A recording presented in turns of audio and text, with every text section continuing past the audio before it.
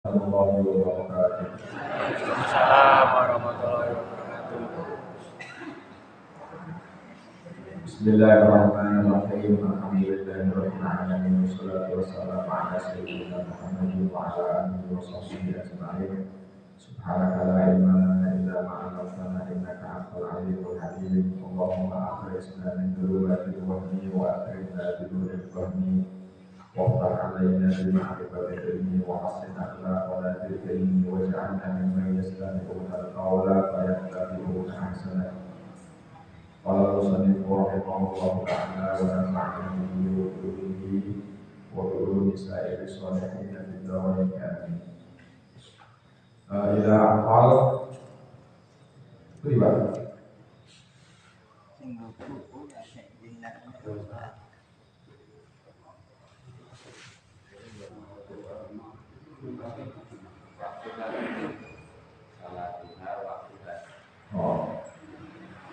Waktuha utawi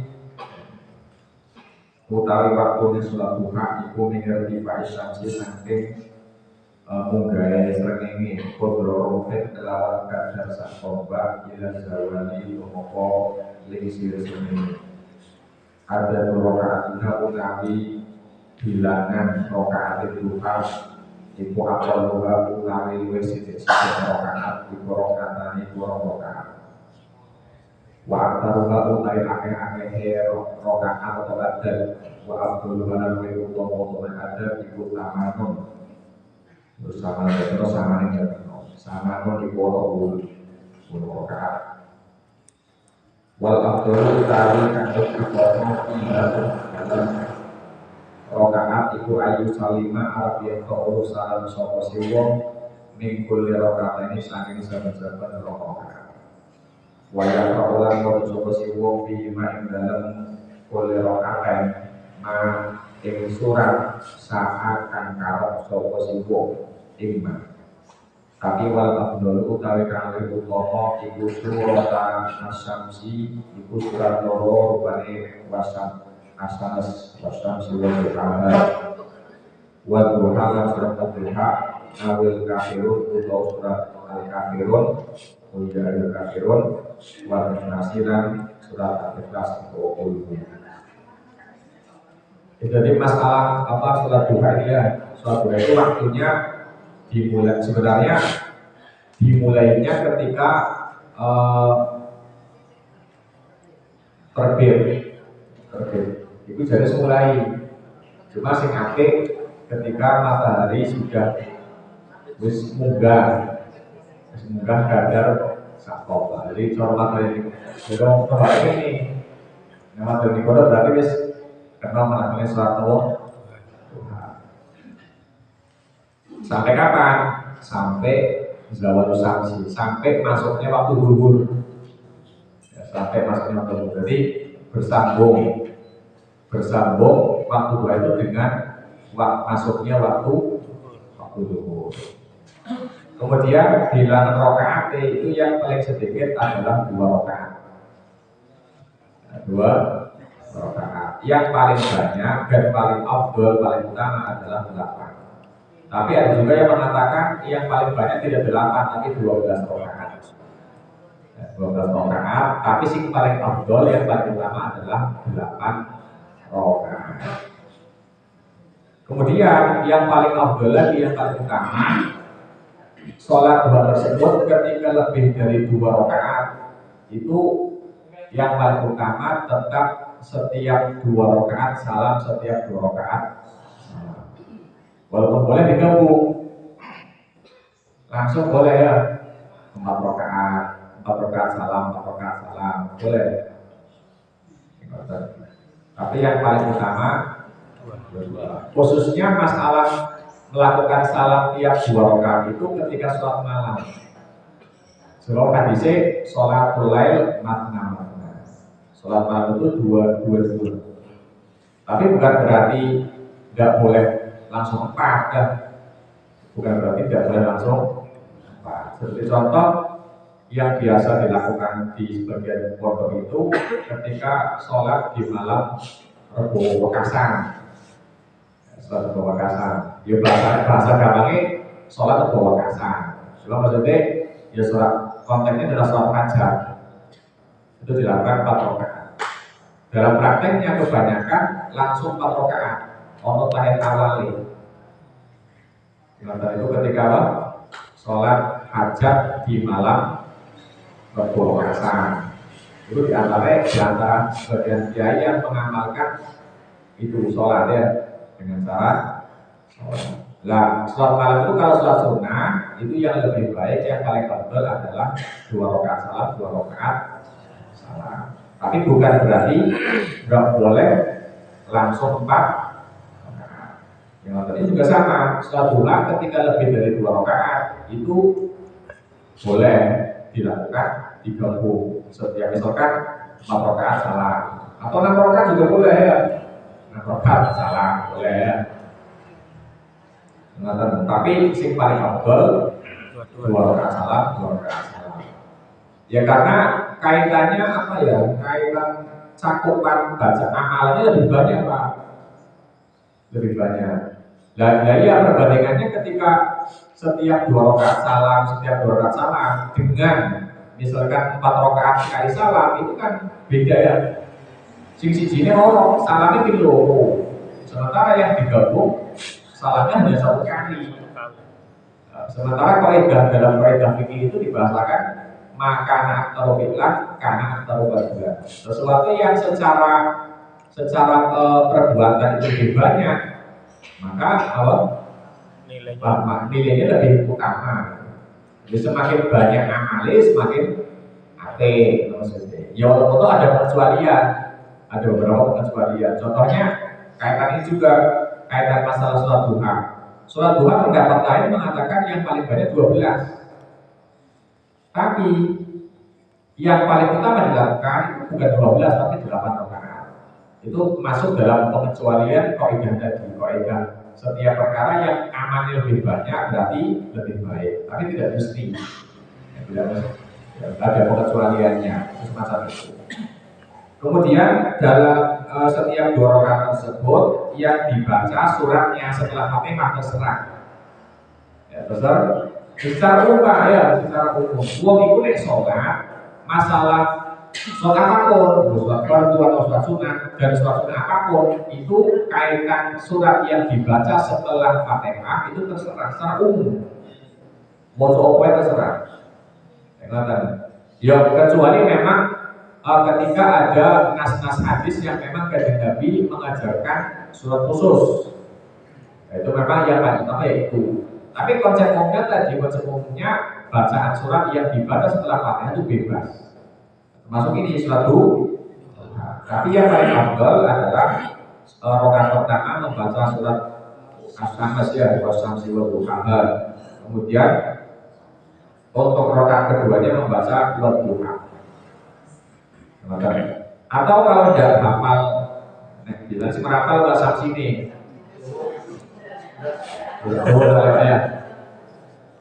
Ya, nek kota ya tak kapelo, kuliah kalian kul. Mata ya. Ada peralatan. Ya, itu apa? Masalah surat du. Ya minimal. Nah, Yusuf ya seluruh ya Pak. Ya Pak minimal 4 lah. Ya sebelum sebul. Pokoknya masalah banyaknya satu amal itu melihat kondisinya diri ya. Melihat kondisinya diri. Ini sebagai nganggur ya loro tambahin apa. Atau orang di nganggur tenang, yo bulu tuh ya. Tapi sih misalnya itu bulu-bulu makan kerja ya makan cukup. Yang penting nggak tinggal serah kamu. Kemudian kata itu iku arowatik. Itu surat rawatib. Cuma kata dia ini secara urutan tidak urut, ada sebagian sholat yang kemudian tidak diterangkan. Padahal kemarin masalah sholat sunnah yang paling utama itu kan sholat id ya. Cuma di sini tidak ada keterangan lebih lanjut. Ini saya ambilkan dari kitab lain yang masalah kemarin kan katakan bahwa sholat itu secara afdolun nawafil sholat sunnah yang paling utama itu kan kemarin secara berulang pertama adalah sholat id ya. Sholat id menempati urut pertama dengan mendahulukan idul adha daripada idul fitri. Cuma di sini tidak ada keterangan lebih lanjut bahwa kata id itu diambil dari kata audun, artinya kembali. Ya karena memang sholat itu kan kembali setiap tahun ya. Id kembali. Jumatan. Kemudian dari semua id itu artinya perayaan atau sesuatu yang kembali itu yang dari semua id yang ada dalam syariat itu yang ada sholatnya hanya Idul Fitri dengan Idul Adha. Ya karena memang masalah id kan macam-macam.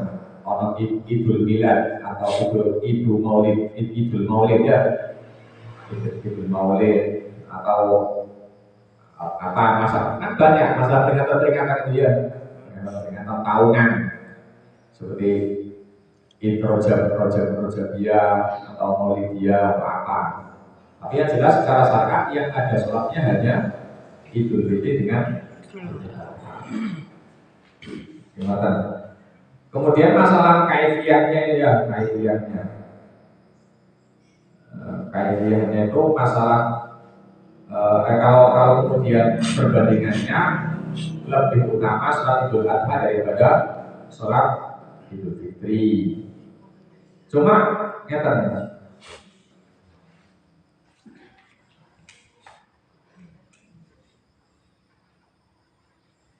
ini kaifiyahnya. Secara penempatan sebenarnya kan tempat pelaksanaan Idul Fitri itu sholat itu yang kalau yang keluar dari Kanjeng Nabi itu sholat di lapangan orang masjid ya.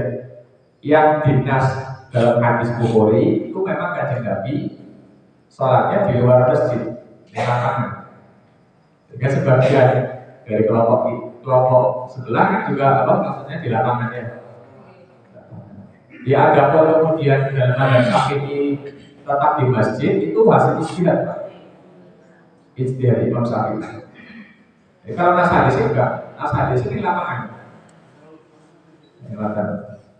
Jadi Kanjeng Nabi ketika sholat di Madinah itu tidak di dalam masjid, tapi di luar masjid.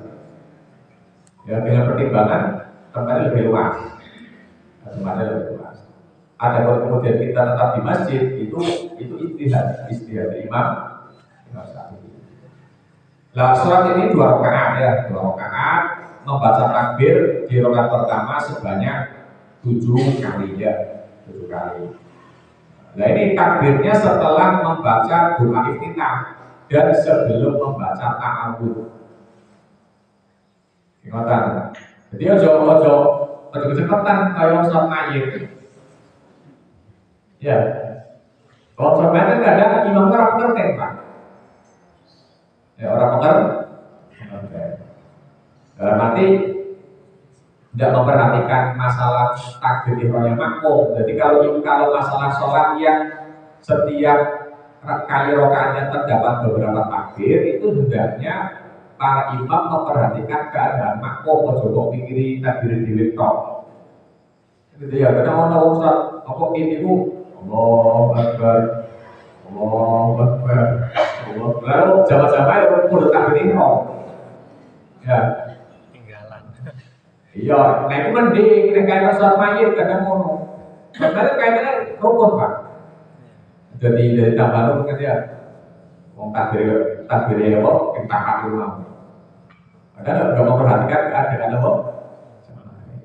Karena ketika sholat jamaah malah konsekuensinya lebih parah lagi. Karena ketika ada makmum kok ketinggalan sampai 2 takbiran, itu bisa membatalkan sholatnya.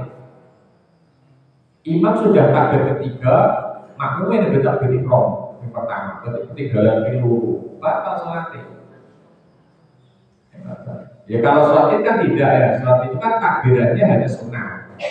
Tapi ya boleh ya santai, karena memang jeda antara 2 takbiran itu ono jedane Pak, ono bacaane. Yaitu qasat al-baqiyah sholihah. Subhanallah walhamdulillah wa la ilaha illallah wallahu akbar. Normal ya, kaitan bacaan takbir ketika sholat id itu dibacanya setelah membaca apa doa iftitah dan sebelum membaca ta'awudz Fatihah. Kan lama itu. Jadi nek bisa sholat id itu Allah takbir ihram takbir ihram Allahu akbar. Kemudian maca doa iftitah dhisik. Kan lama ya. Lama. Para makmum juga sama ketika makmum wis takbir ihram yo berarti maca doa ta'awudz doa iftitah terlebih dahulu. Kemudian setelah kira-kira selesai membaca doa iftitah baru membaca takbir 7 kali. Itu pun di sela-sela antara dua takbiran membaca subhanallah walhamdulillah wala ilaha illallah wallahu akbar. Baru setelah selesai 7 kali baru membaca ta'awudz atau basmalah kemudian Fatihah dan seterusnya. Kemudian 7 kali ini tidak mengikutkan takbir ihram ya. Jadi 7 itu selain takbir ihram. Berarti kalau menghitung takbir ihramnya ada 8. Kalau plus menghitung takbir menuju rukuk berarti 9. Kemudian di rakaat keduanya takbir 5 kali. Ini pun sama, 5 kali tidak mengikutkan takbir bangun dari sujud. Ya, jadi penghitungan 5 kali ini tidak memasukkan takbir bangun dari sujud kedua rakaat pertama tadi ya. Jadi kan bangun Allahu Akbar. Setelah berdiri ini 5 kali ya. Yang takbirnya tadi itu tidak dihitung. Jadi 5 ini mau tenang. Lihat dewi orang kok limo termasuk ngitung apa bacaan takbir ketika bangun dari sujud. Jadi muatan itu takbir ya disunahkan setelah baca doa iftitah dan sebelum ta'awudz. Kalau imam wis kadung bismillah durung takbir wis kadung bismillah Fatihah berarti kesunahan membaca takbirnya sudah hilang. Habis apa? Dan ini biasanya terjadi di rakaat kedua, imam pelarian. Imamnya apa? Jadi begitu Allahu Akbar, langsung Bismillahirrahmanirrahim. Padahal sunnahnya sebelum baca Fatihah disunahkan takbir terlebih dahulu. Tapi tidak masalah ya, tidak masalah. Artinya sholat id tetap sah, walaupun tidak baca takbir. Ya rakaat pertama kedua, orang kok sholat id biasa. Orang takbir-takbiran ya, oke kan sholat biasa. Baru kita langsung Bismillah Fatihah itu orang apa? Walaupun toh terjadi di 2 rakaat. Rakaat pertama ya orang itu takbir, rakaat kedua ya orang itu tidak masalah. Karena memang takbir tadi hukumnya tapi orang mata ya Pak. Orang mata. Lah iya, kadang kan orang itu takbir di rakaat kedua saja kadang geger ya Pak. Iya kan? Iya kadang berbagi bermungan kalau ya kan ya. Ini gimana orang itu takbir.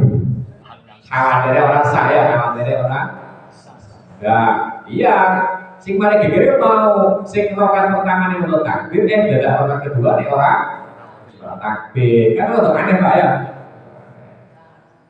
Iya berarti lali berarti, tapi tidak masalah ya.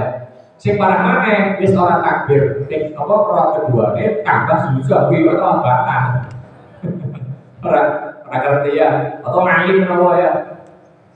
Iya Pak, kan hal-hal bisa terjadi.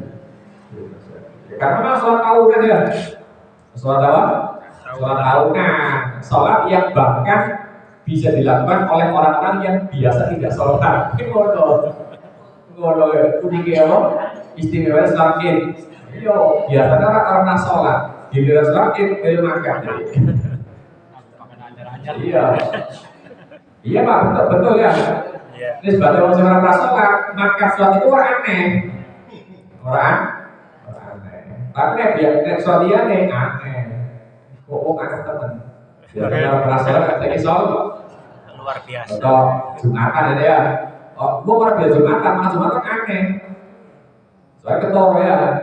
Deng hatiku. Berpekan sekali ya. Nek ini kan orang. Iku wae deh dipilih Pak Idul Fitri tok. Idul Adha ra makan kedua ya. Ini kan ya. Ini istimewa sholat apa?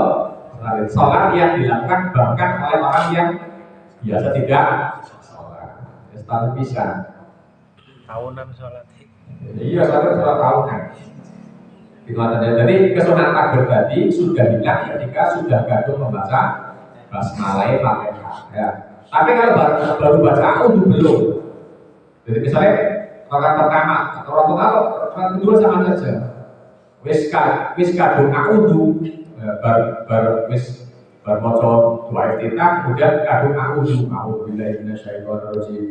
Ini belum hilang ya. Artinya tetap masih bisa membaca takbir. Tapi kalau sudah kadung bismillahirrahmanirrahim sudah hilang. Baik di rakaat pertama atau rakaat kedua.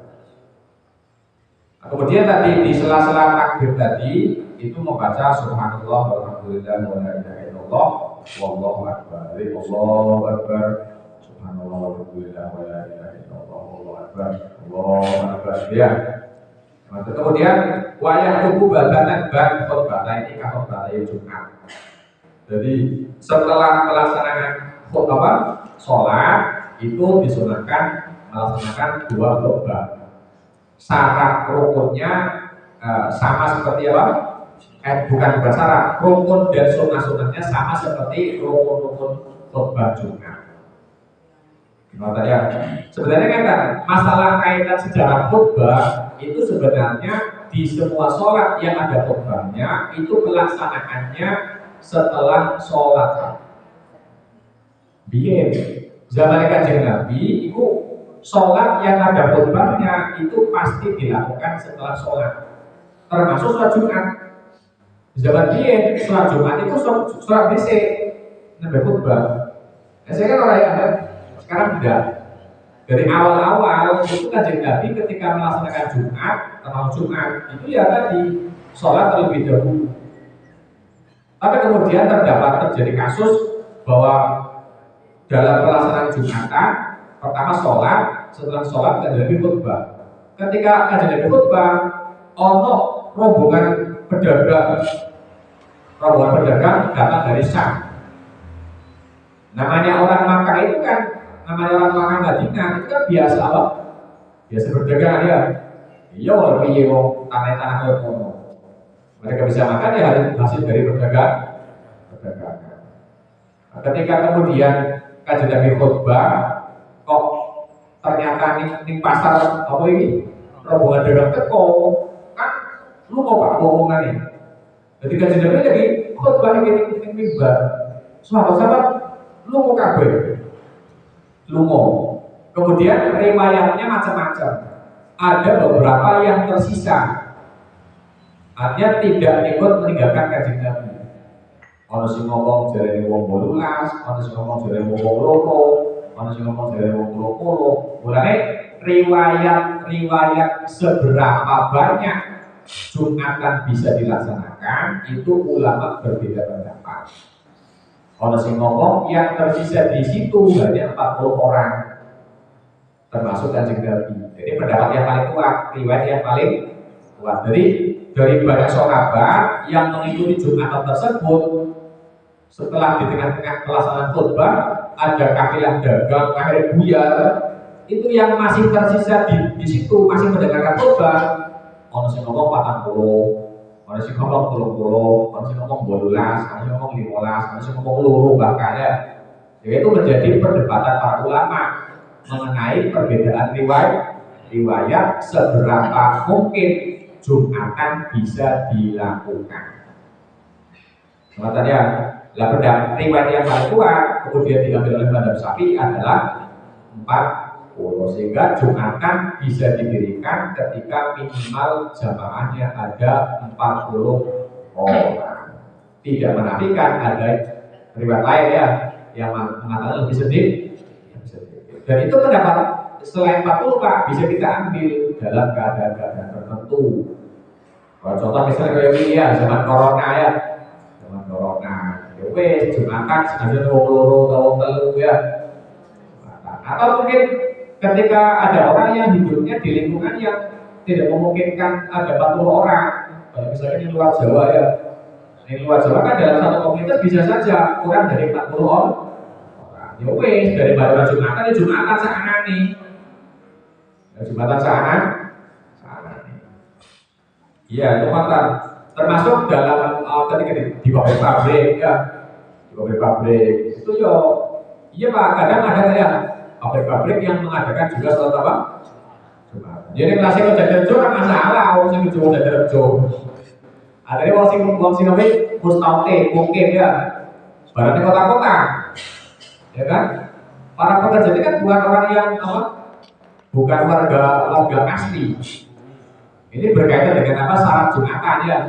Di antara syarat Jumatan kan kudune wong warga asli, orang yang mukim di situ, tidak hanya mukim, mustautin menetap di situ, orang tidak beda. Sementara problemnya adalah tadi kadang di pabrik-pabrik itu ya tadi dalam supaya menjaga efisiensi waktu kadang mereka tidak diberikan apa keluar Jumatannya yang jero kan ya oke daripada Jumatan ya setelah atau daripada orang sholat Jumatan itu tidak masalah Jumatan. Tapi mau Pak ada orang Jawa itu kan kerasa orang matem kerasa orang termasuk dalam memahami masalah tempat pelaksanaan juga sama. Cara wong Jawa kan koyo-koyo nek melakukan Jumat koyo-koyo kudu di masjid ya. Koyo-koyo kudu di masjid. Sehingga ketika melihat ada pelaksanaan Jumat di selain masjid koyo koyo rasa kayak aneh. Iya kayak aneh ya. Kayak aneh. Iya kan datang di Monas ya kayak aneh. Karena harus di masjid. Pokoknya ini sholat Jumat itu dilaksanakan di tempat sing dibaguni wong. Di tempat sing dibaguni wong. Ada ini kawasan apa pemukiman ya?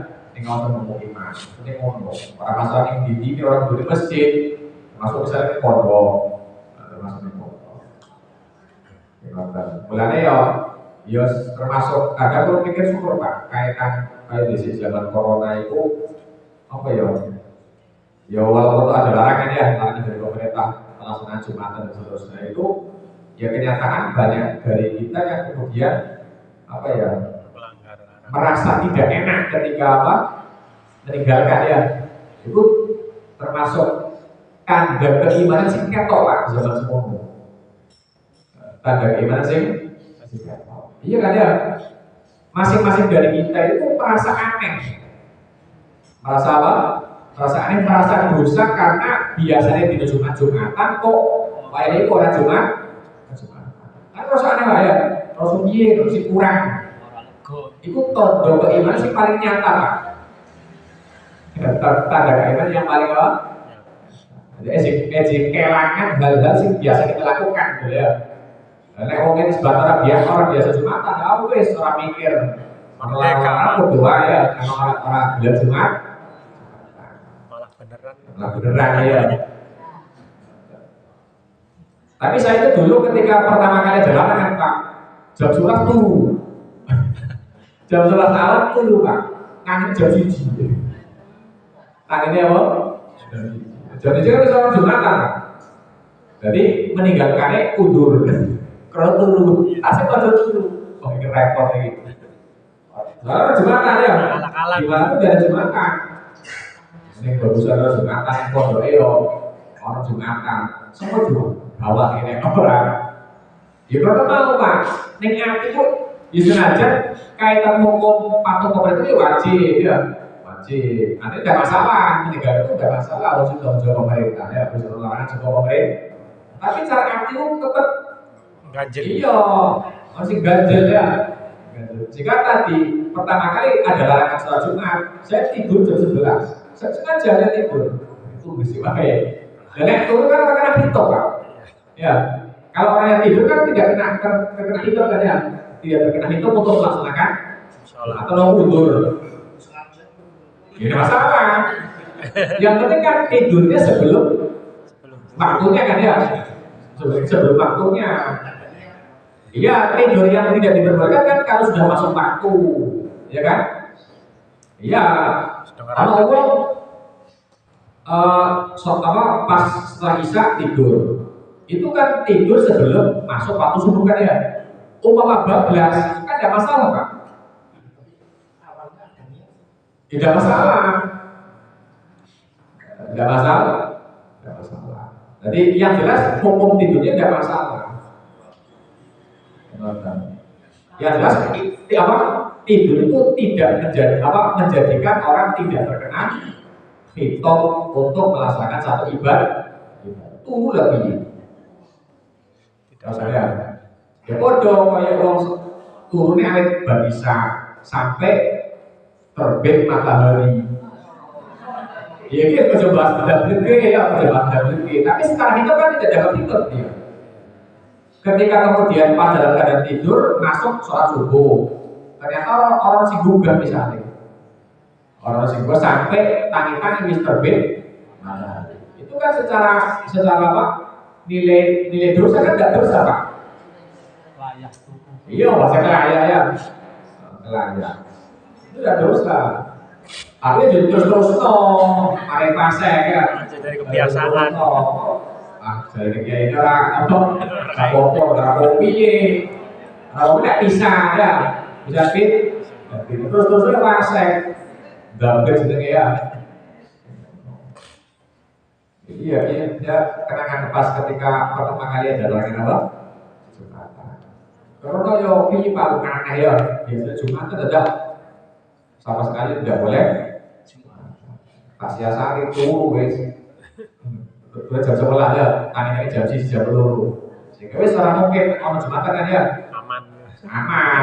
Langsung sak dhuwur wis. Penak.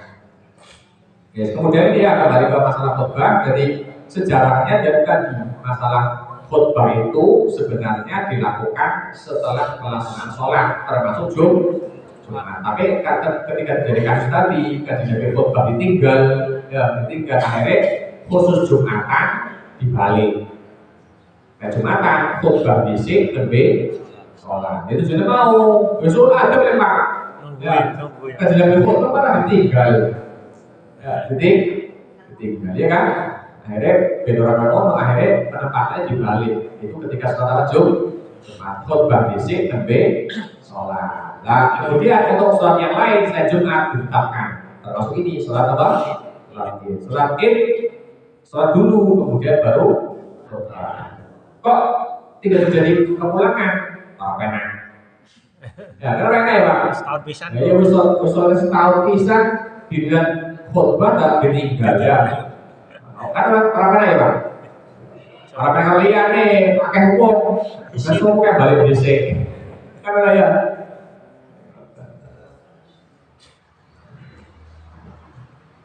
Jadi sama ya, jadi masalah sunnah dan rukunnya sama seperti khutbah Jumat. Kemudian kesunahannya di khutbah pertama membaca takbir 7 kali 9 kali, di khutbah kedua membaca takbir sebanyak 7 kali. Ngoten. Tapi yang minimal wonge lebih dari 2 Pak. Jadi misalnya imam makmum loro itu masih sunnah khutbah. Masih sunnah apa? Khutbah. Tapi kalau ada segala jamaah imam makmum tok ora sunnah khutbah. Ora usah khutbah.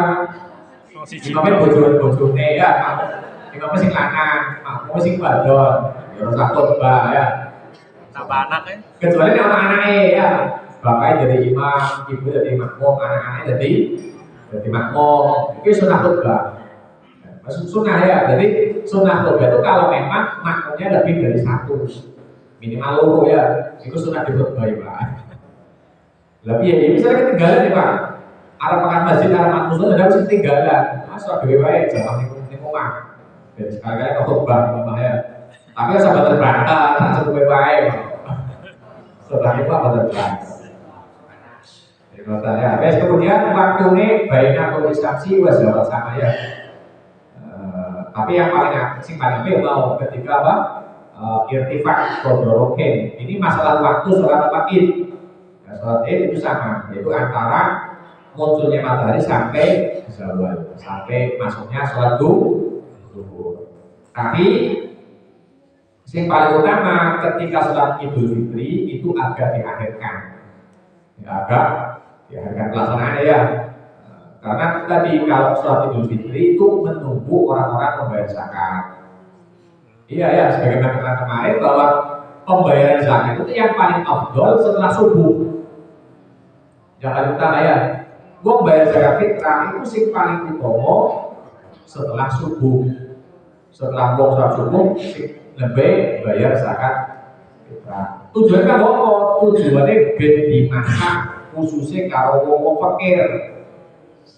Sebab arep digawe sarapan. So biar kota ya dia. Kan bahasa itu mustahil zakatnya kan wong fakir miskin ya Pak. Dan betul sampai wong fakir miskin diharikin jangan sampai ada yang tidak punya beras. Kemana ngono ya? Ada yang tidak punya makanan pokok. Mulai waktu yang paling utama adalah pembagian zakat di waktu setelah subuh. Karena itu adalah waktu yang dibutuhkan kanggo dimasak. Orang keburu sekarang ya. Ya, ini bahas masalah ambaliyah ya, ambaliyah. Ingatan itu yang paling utama setelah sholat subuh. Nah, makanya tadi kalau pelaksanaan Idul Fitri, sholat Idul Fitri itu yang utama agak diakhirkan. Karena tadi menunggu wong berbagi zakat di mulai subuh tadi ya, ini yang kaitan paling utama. Kemudian nunggu wong bodo sarapan. Iya, sunnah sarapan dhisik. Bodo sampai makan sholat Idul Fitri belum sarapan. Sunnah sarapan dhisik ya. Sunnah sarapan dhisik kemudian yo adus beri berhias. Kemudian berangkatnya sunnah dari tempat yang berbeda. Jalan mangkat kalau jalan kulit itu sunnah beda. Ya, sunnah beda. Jadi kalau berangkat itu cari jalan yang agak jauh. Ya agak apa? Agak jauh. Muter di situ muter. Muter kan ya. Ketika pulang cari jalan yang dekat. Nah. Kemudian sunnah pakaiannya pakaian yang bersih ya. Ini bahasanya wa ayat bahasa asana malah di sini. Yang paling baik. Yang paling apa? Ini Pak ngerti ya. Ngerti. Jadi wong pas layak bodoh tuku pakaian aneh. Orang perkara tren, orang perkara kebiasaan Buddha itu sunnah ya. Sunnah. Iya, karena sunnahnya nganggo pakaian sing paling apik. Sing paling apik ya anyar, ngono ya. Anyar.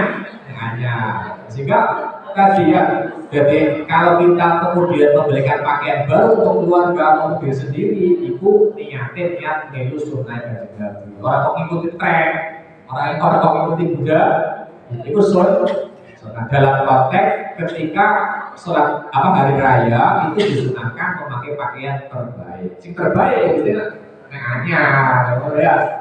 Soalnya lihatnya dibuka soalnya ya. Jadi sunnah ya orang sih budaya. Kadang orang kan sing protes ya, sopo sing marahi. Bukan ngono ya.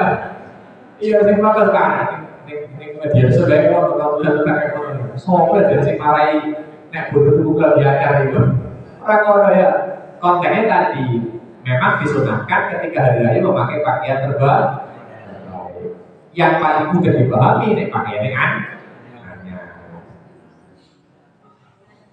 terus sing apik pakaian putih Pak, nek kanggo sholat Id ya. Terus sing paling apik pemakaian putih. Kemudian ketika keluar menuju sholat Id, yo ada sing bunga. Ada sing bunga. Kalau sholat Id malah nanti sedih. Jadi soalnya sing kena musibah. Tinggal mati dong beda ya Pak. Repot barang, mati malam Id, repot tombol. Bodoh-bodoh tinggal. Oh ya. Senang waktu. Iya sih kan Pak ya. Kadang seakhir kalau keluarga sih kayak bodoh-bodoh malah tinggal. Iya sakit sih. Kan pas saya itu Pak ya. Bodoh-bodoh tinggal. Soalnya mau di saat wong kabeh wong udah sebut dhewe dadak ana sih. Buka Pak nek mati buku coba sepalaki Pak ya. Repot wong ya. Ya memang mati memang kudu repot wong, karena kan juga tenan ya. Juga tenan. Soalnya mau malam itu wong sibuk dhewe-dhewe ya. Lagi senang-senang lagi rame-rame malam mau sing Mas. Ya utamanya sing sakit keluarga ya Pak. Dan pokoknya tadi orang sing makan biasa nih. Ya, orang jangan gimana? Jadi yo, ninggalin malah kan padahal kan berarti malam kedua ya. Malam kedua berarti mau pasti kalau pas berkeliling, berkeliling. Dari tahun malam pertama nih orang sing ngangkat, si macet, si malah ya ini si malah ya. Si kota dulu pas tinggal semalam, semalam butuh ya. Calon. Berapa kelompok? Ya dulu. Dia bisa milih. Dia beda siapa? Beda siapa yang kota umum. Kemudian waktu salat tadi yang BD sunnah mengucapkan selamat hari raya. Jadi mengucapkan selamat hari raya itu sunnah. Ya, mengucapkan selamat hari raya itu sunnah. Tahniah sebenarnya ya, apa? Tahniah. Tahniah. Ucapan selamat hari raya. Kemudian wa idharul bisri wa surur fi qadan afrad wa jama'at fitnah wa tazakur. Sunnah naik berkunjung saling berkunjung. Nah, sunnah saling apa? Dan itu riwayatnya Pak. Kanjeng Nabi itu ketika ninggal hadis ngeten.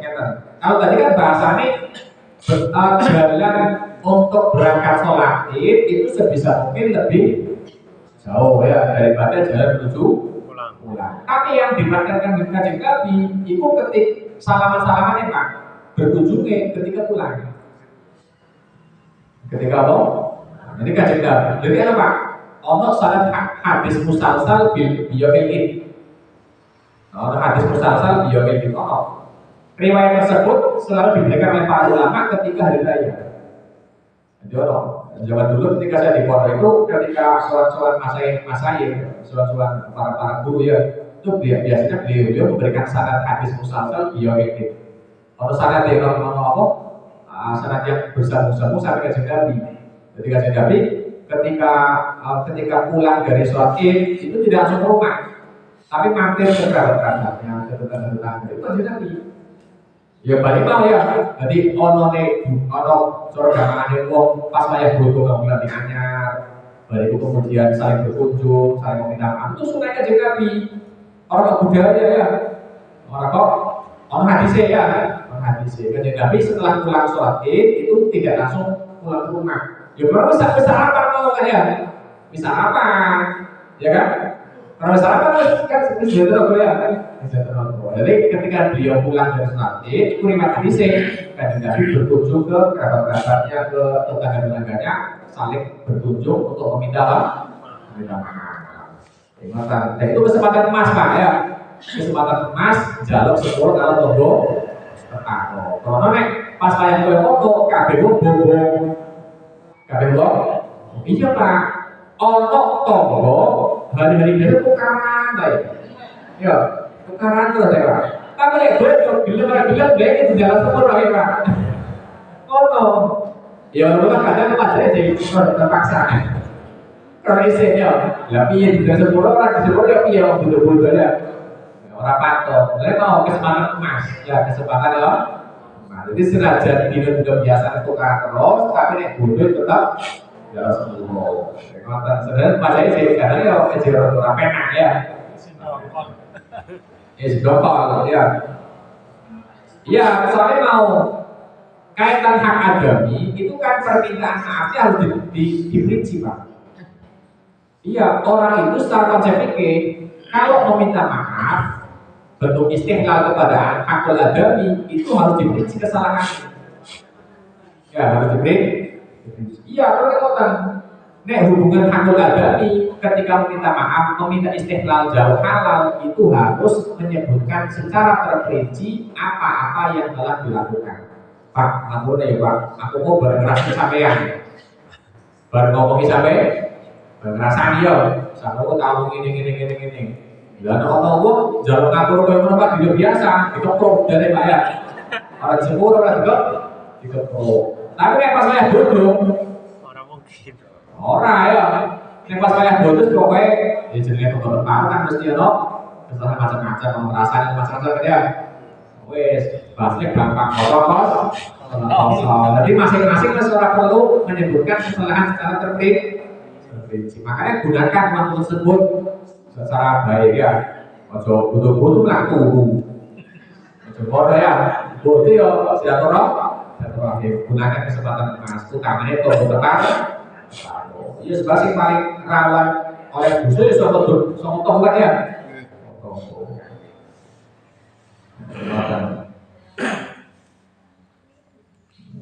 Terus kemudian kaitan kebiasaan itu zaman biyen Pak, zaman raja-raja termasuk sing terakhir ngelak itu Sultan Abdul Hamid Khan ya, Raja Turki Utsmani.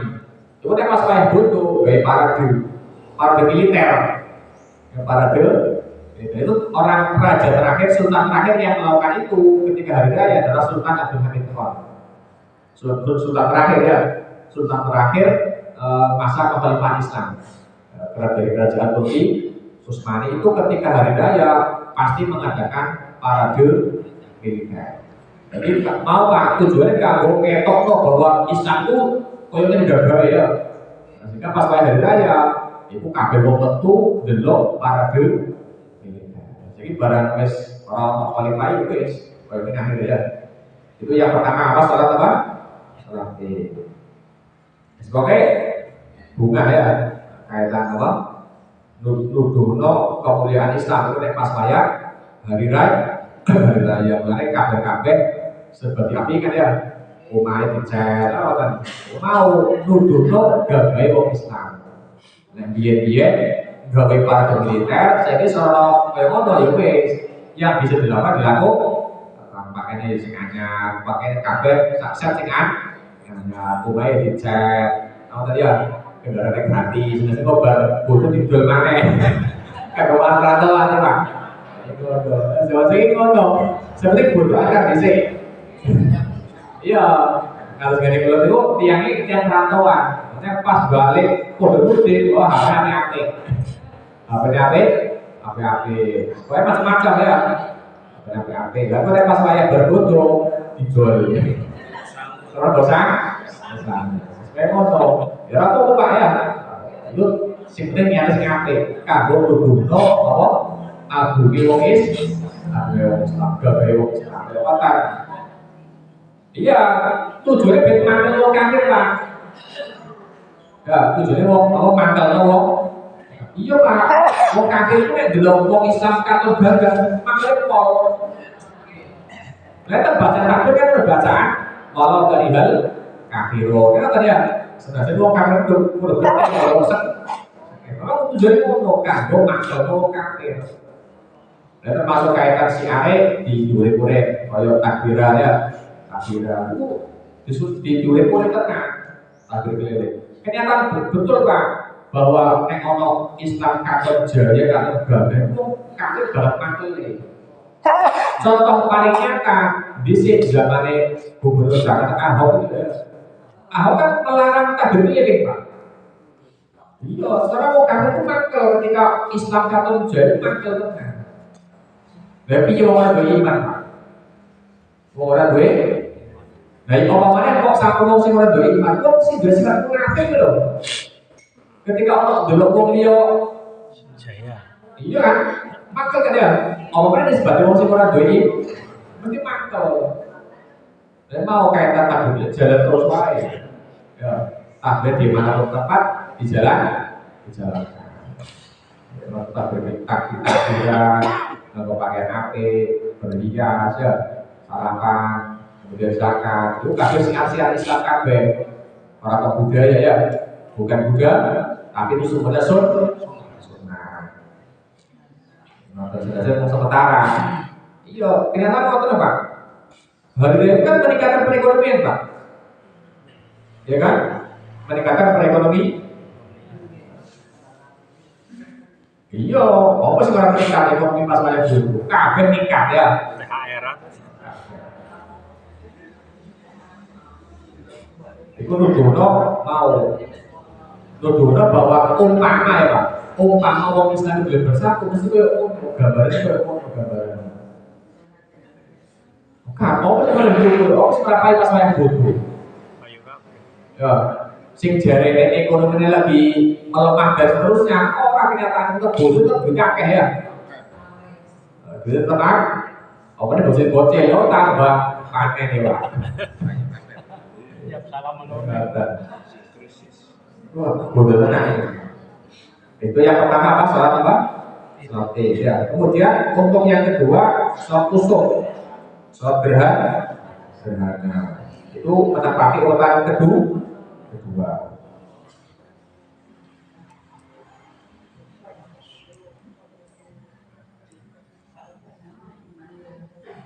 Nah, gerhana ini ada dua, gerhana matahari dengan gerhana rembulan.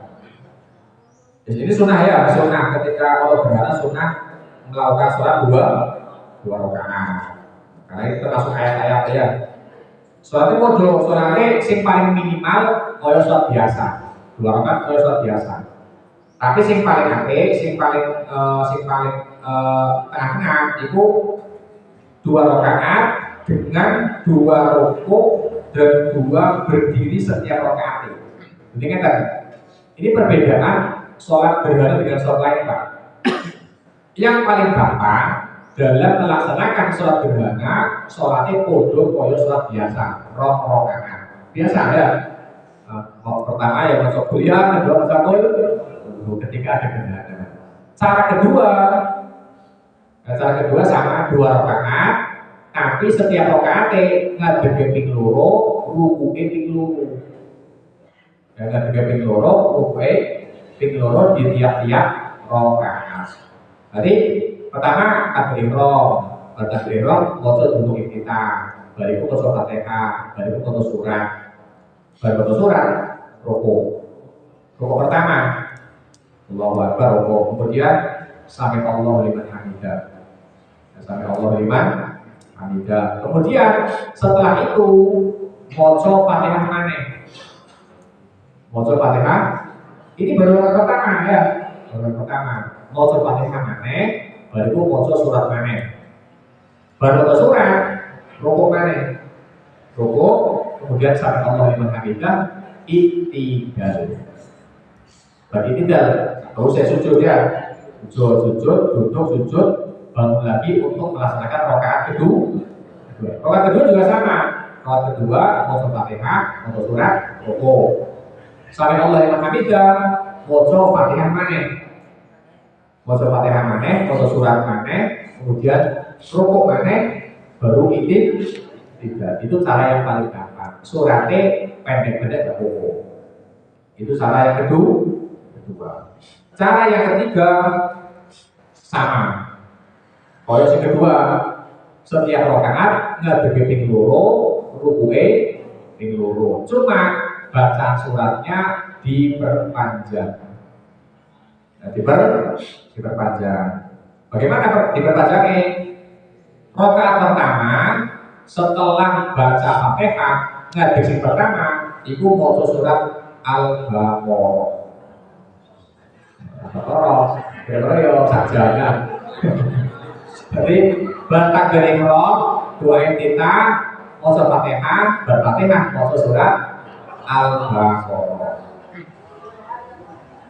Kelihatan ya. Kemudian rukuk ya.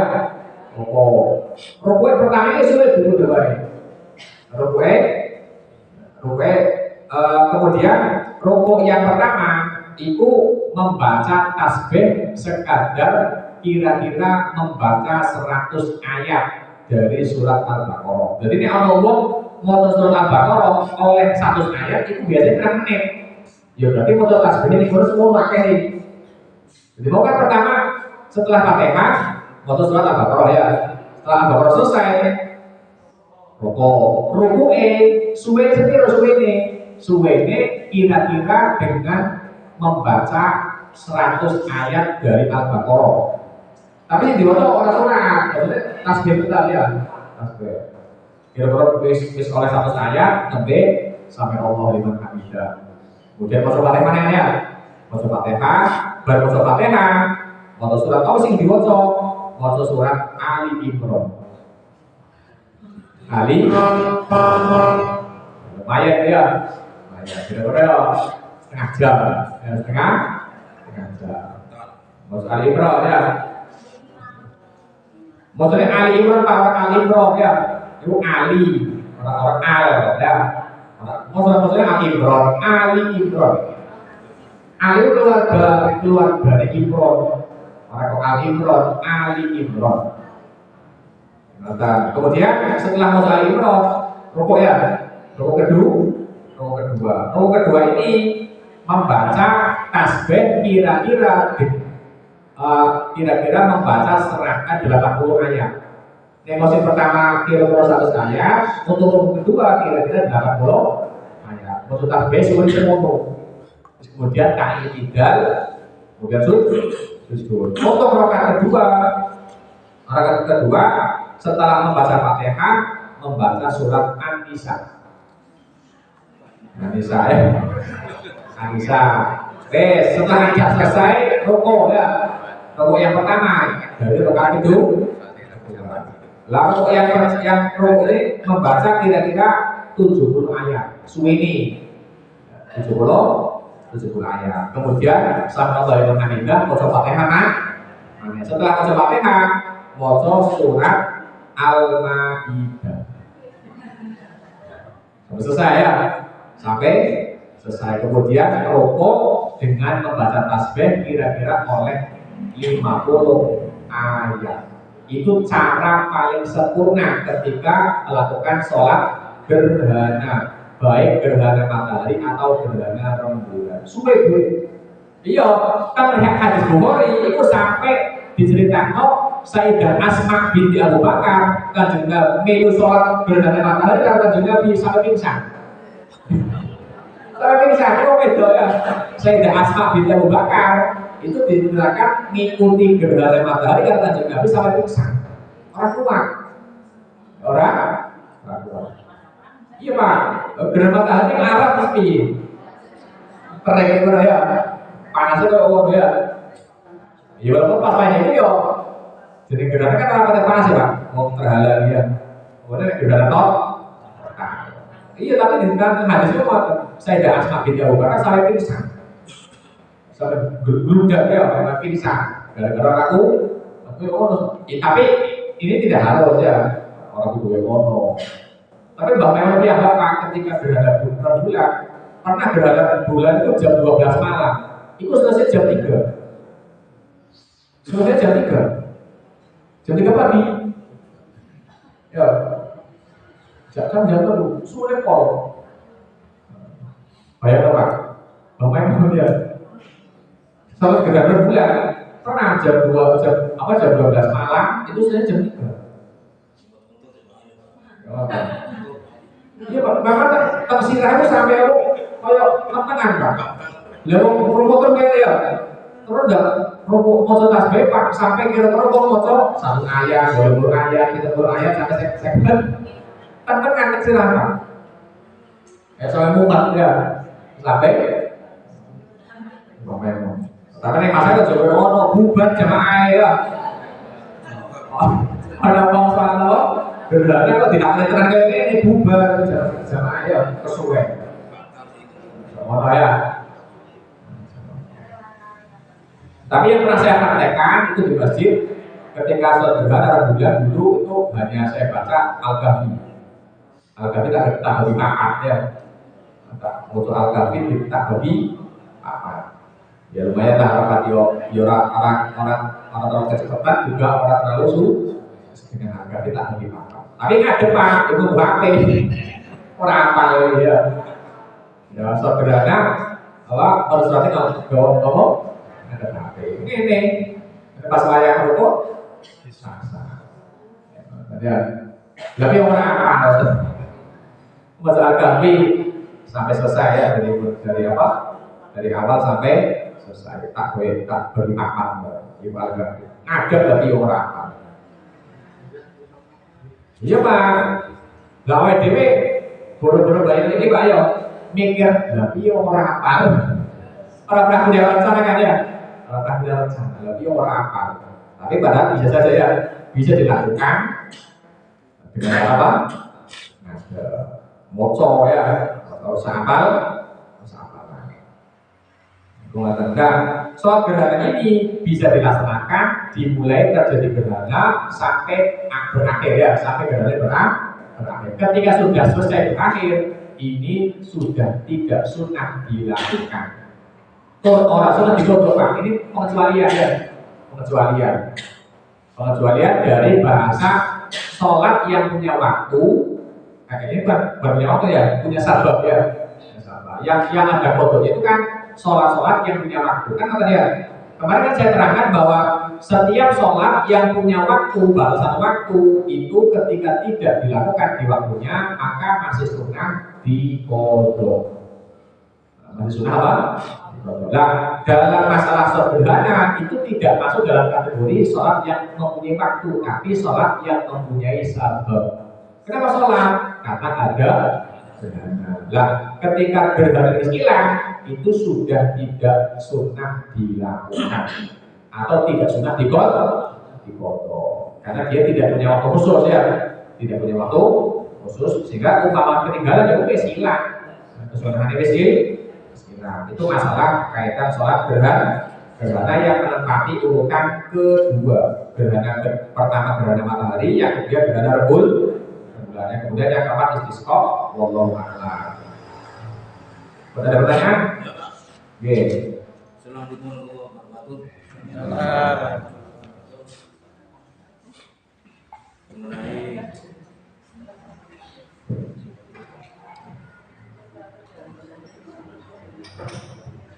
Mengenai khotbah zaman dulu pernah dilaksanakan setelah sholat Jumat. Padahal yang mengenai khotbah itu berarti dulu tidak wajib ya Pak, karena biasanya kalau khotbah tidak memenuhi rukun-rukun khotbah atau mungkin khotbahnya salah, kan nanti setelah sholat Jumat kan sholat ada ya. Berarti dulu waktu zaman Rasulullah pernah diadakan khotbah setelah sholat Jumat, berarti khotbahnya wajib atau sunnah. Sekian, wassalamualaikum warahmatullahi wabarakatuh. Masalah khotbah itu kalau melihat dari hadis, baik yang dilakukan sebelum Jumatan atau setelah Jumatan itu sama-sama wajib, Pak. Sama-sama wajib. Cuma tadi jenenge awal-awal Islam kan kok belum ngerti ya Pak, belum ngerti. Ada berapa dia? Mungkin dalam masa awal itu orang pantas kan jadi khotbah malah ditinggal, malah ditinggal. Tapi kan Jumat tersebut tetap dianggap sah karena memang masih menyisakan orang yang tidak sah itu kalau memang tidak kabeh, buat kabeh ya. Tapi dalam masalah itu sholat kanjeng Nabi plus sahabat itu masih dianggap sah. Kenapa? Karena masih ada yang tersisa. Jadi kalau masalah khutbah yang dilakukan sebelum Jumat atau setelah Jumatan itu sama-sama hukum wajib. Kalau sholat apa itu sholat muadzan, berarti kan waktu waktu khutbahnya di sana atau dalam rukunnya kan sholat muadzan, itu kan seakan-akan kan harus betul harus dilaksanakan sebelum sholat. Kalau masalah muadzan dulu berarti Pak, lama itu dulu berarti. Iya maksudnya setelah Jumatan itu diadakan sholat muadzan gitu. Katanya itu yang khotibnya itu ada kesalahan atau tidak memenuhi rukun khutbah gitu. Muadzannya muadzan Jumat atau muadzan dulu? Muadzan Jumat, setelah Jumat. Kalau misalkan ada kesalahan harus diulang Pak. Misalnya khutbah sama, ya harus ubah lagi. Ubah lagi. Mau ini diketahui kesalahannya setelah pelaksanaan Jumatan. Wih Jumat itu sholat. Dalam gak ada ngomong mau khotibnya pas ayat khutbah kurang siji orang masuk ayat misalnya, ya maka kalau mau Jumatan lagi harus dari awal khutbah mana kemudian sholat mana, tidak cukup banyak bentok kemudian Jumatan rusak, enggak bisa, harus dari awal. Saya pernah Jumatan di sini Pak Diantar itu untuk mengantisipasi setelahnya puasa atau mungkin malam itu setelah Jumat itu sholat tadi duhur. Iya dari tidak bahwa itu banyak betul salah, tapi katanya untuk mengantisipasi bukan mau si salah gitu. Setiap Jumat gitu satu ada. Iya yang gitu ya. Iya. Mau ada apa sih? Nah, kalau itu ngeten, masalah ada sebagian masjid yang setelah pelaksanaan Jumatan ada yang melakukan duhur, itu sebenarnya motif awalnya ngeten. Kalau zaman dulu itu dalam satu desa itu dilarang melaksanakan Jumatan lebih dari satu. Ya, karena ketika Jumatan lebih dari satu itu tidak mencerminkan persatuan Islam. Tidak mencerminkan persatuan Islam. Khususnya di zaman Kanjeng Nabi. Di zaman Kanjeng Nabi, kabeh wong Islam sholatnya di Masjid Nabawi kabeh ngangkat. Jika para ulama menyikapi hal itu pada zaman Nabi, semua orang Islam semuanya berangkat ke Masjid Madinah. Masjid Madinah tidak ada yang menjalankan sendiri-sendiri, tidak ada. Jika para ulama di zaman dulu itu mengatakan dalam pelaksanaan Jumatan harus satu tempat. Karena di setiap desa itu harus satu tempat, tidak boleh lebih dari satu. Jika dibahas, ketika dalam satu tempat kok ada lebih dari satu Jumatan, maka yang dianggap sah Jumatan yang pertama. Jumatan yang pertama.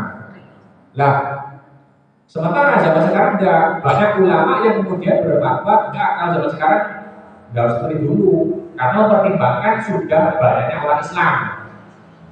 Kalau kemudian setiap tempat harus satu tempat, bisa saja terjadi tidak kuat tempatnya. Orang cukup. Akhirnya ya semakin kesini semakin banyak yang kemudian memperbolehkan ta'adzudul Jumat. Jumatan dalam satu tempat boleh lebih dari satu. Kemarin saya ceritakan di sana itu masjid itu Pak, saking akeh wong itu wae pantune semacam ya di Jumatan. Jadi sebenarnya masalah setelah ada sebagian masjid yang yang melakukan duhur itu motifnya sebenarnya tadi mengantisipasi pendapat sing biyen. Mbok menawa Jumatan ini gak sah gara-gara disikan kalau masjid sebelah misalnya. Bukan karena antisipasi orang sing salah enggak. Ya. Tapi kalau sekarang enggak, secara umum wong wis oleh Jumatan lebih dari satu dengan mempertimbangkan banyak faktor. Ini kan yang Jawa, gamanya mayoritas kalau kemudian sedang desa kudu siji, repot ya. Kemarin desa kudu siji, repot ini. Bayang kok kayak orang Muhammadiyah. BGN kan di saya. Gila, kok di BO Muhammadiyah agaknya ada lorong. Ya berarti BGN kemana ya? Gila sih itu ada lorong. Kan Muhammadiyah gila kan maksudnya. Iya, karena tidak setiap orang paham kan ya. Nah, kalau saya bakar kan masalah, terus agak langsung terbakar oleh ya. Dasar. Nah, tambahannya ya zaman lagi 3 DW, Muhammadiyah 2 DW Indonesia. Tidak perlu mempermasalahkan masalah ketidakbolehan atau ta'adzudul Jumatan lebih dari satu. Harus oleh orang ulama sih secara mutlak oleh. Jadi tidak perlu muazzan. Terus ya, tentang sholat kafar. Maksudnya sholat kafar itu kan sholat yang untuk menggantikan sholat kita yang bolong-bolong. Dalam artian itu sholat kafar tersebut itu menggantikan sholat kita yang bolong-bolong secara keseluruhan atau yang bagaimana?